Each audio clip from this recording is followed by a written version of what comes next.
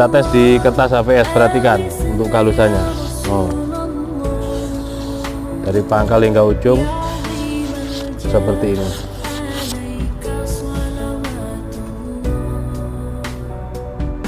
Demikian, mudah-mudahan bermanfaat. Barangkali berminat, tinggal di stroping sebenarnya. Jadi ada stropingnya. Biar lebih halus lagi, seperti biasa cara menstropingnya dorong tarik, dorong. Perhatikan dari ujung ke pangkal itu ke bawah, dorong.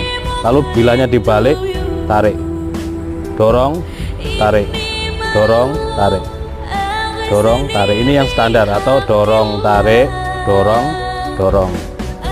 tarik, dorong. Oke. Perhatikan, setelah di stroping tentu akan semakin